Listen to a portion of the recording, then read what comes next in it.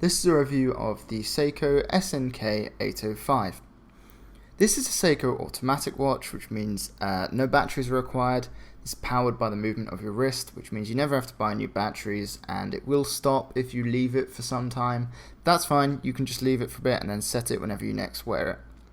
This particular watch is the green variant, but it's available in a range of other colours, such as blue, beige and black. It's a military styled field watch with a steel case, hard Lex crystal and 18mm lugs. It's quite a small watch, but it does look great even on slightly larger wrists. My wrists are medium in size, and you can see it on my wrists, so I think it would still look good on larger wrists. I've seen pictures on r/watches and they all look good. It's a great watch. The movement on this watch is a Seiko 7S26B, which is one of their cheaper movements, not made in Japan, but it still holds up pretty well. I haven't noticed mine gaining or losing much time at all, and it seems to work well. It's a cheapish watch at around £60, as shown here in Amazon. You can also see the other varieties of the watch lower down.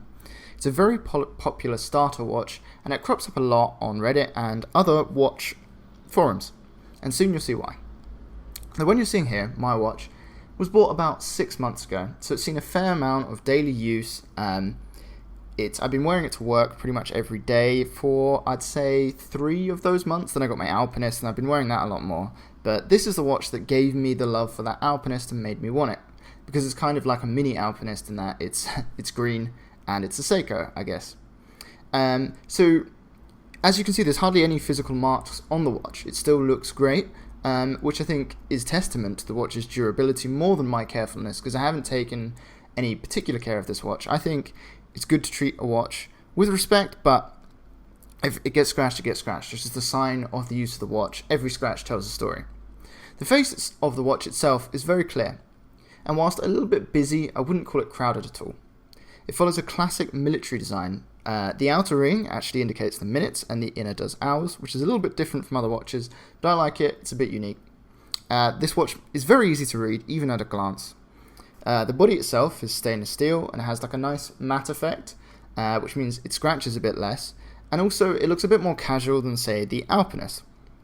On top of that, it adds to that military feel. It looks more like a military watch.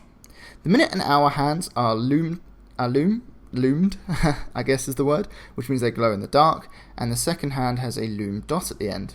Whilst this is hard to show on camera, so I won't show it in the video, I can assure you it has quite a bright lume and is easy to read even at night. The strap the watch comes with, in this version, is a military green colour. It's made of nylon and kind of resembles, say, a NATO or a Zulu strap, more leaning towards a Zulu strap. This watch is very easy to change the strap on because it's made of fabric, which makes it, nylon, which makes it a little bit easier to get your tool in to get at the clips. And to be honest, I suggest you do change the strap on this watch because, I'll go into detail later in the video, but I think that there's straps that will complement this watch more, and most pictures you see of this watch online will in fact have the strap already changed. So now I'll start on my actual impressions of the watch rather than just a few facts about it. So let's get into it with what I think are the best aspects of the watch. My favourite aspect of the watch, and in fact it's one of the reasons I like Seiko above just the amazing build quality that they have, is this sweeping second hand. It moves across the face in a smooth manner, unlike the regular ticking of, say, a Timex watch. It's a really subtle feature, but to me it just makes the watch feel higher quality, and it looks great, and when people notice it, they will comment on, oh wow, that looks cool, even compared to, say, like a Rolex.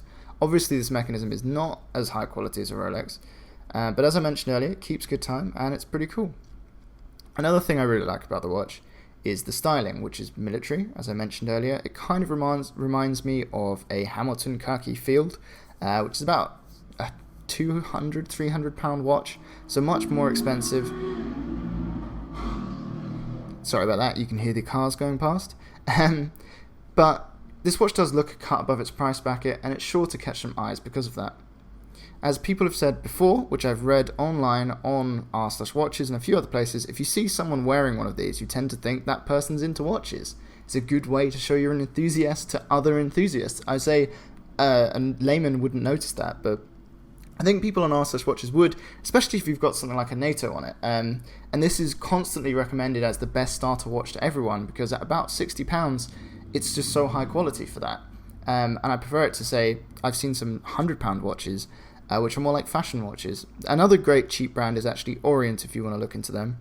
They're a little bit more expensive than this watch, but still great, Japanese, and really good. Maybe I'll do a review on one of those in the future, but I'd have to buy one first. The other feature that I love of this watch is the back of the watch. You can see at the mechanism itself, which is excellent. It's got a window at the back. It makes you think, again, that this watch is more expensive than it is, because this is a feature you don't often see on cheap watches, and I really think it adds to the watch, especially if this is, say, your first automatic, and now you can actually look at that movement. You may find yourself pretty mesmerized by that when you first get one, because it's just really cool to see. And the main reason that people buy automatic watches is because they're interested in the movement. They like the watches themselves, and this one lets you show that, which is brilliant.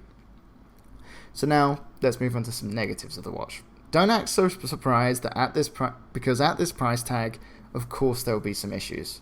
But it's still a great buy, trust me. The first issue I have with the watch is the strap itself.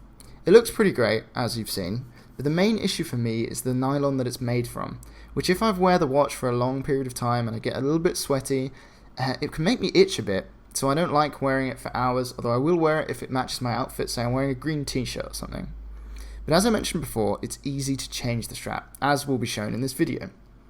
I think that the green on the face is easily complemented by a brown strap. So I have a brown leather strap for this, which I haven't really shown, but I also have a really nice brown pearl-on strap, which is cheap, made out of nylon. I think I bought mine for around £10, and I think it does just complement the watch a bit better, and for me it's so much more comfortable.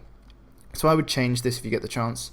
You can get a leather strap probably for about £20 and a pearl-on for about 10, or you get a NATO for about 10 as well. So it's really cheap. The watch has 8mm lugs, remember, so that's the strap size you need. And I'll change the strap in this video. I may make a video in the future on how to change the strap on your watch, because I think that would be useful for everyone to see. Okay, moving on. The other small issue I have with the watch is that it's non-hacking. Not too much of an issue on this watch, which is a bit cheaper. What non-hacking means is that when I pull out to set the time, the second hand will keep moving, which obviously makes it a lot harder to actually set the time because the hand's moving, so you can't set it as exactly. It's a little bit annoying, but at this price bracket, I'm really pulling at straws here. I'm just complaining because it's an issue that I've noticed, but again, at this price bracket, who cares? The size for me, as I mentioned, I mentioned the size earlier, but for me, it's a little bit of an issue. Not really in the size of the face of the watch, but I like a little bit of a thicker watch. I like to feel something on my wrist. It can still look great, but that's just my preference. Another slight issue I've had is the mechanism is quite loud. When it's winding, you can sort of feel it on your wrist. But that also can add to the more military feel of the watch. It makes the watch feel more rugged. Overall, though, this watch is a fantastic all-round watch. I'd recommend it to anyone who's starting out and looking for a beginner automatic in this price bracket. And in fact, I don't even think it has any competitors. The next thing, well, it would be like a £25 Timex. They're quartz, and they're really loud, so it's hard to say really. Maybe I'll review one of them in the future because they're a very popular watch too. But yeah, I would recommend this as your first automatic watch, so please go ahead and buy it. Thank you guys for watching. I hope you enjoyed the video. Please like and subscribe. I'll be back next week with another video. It may be watch related, it may not, who knows.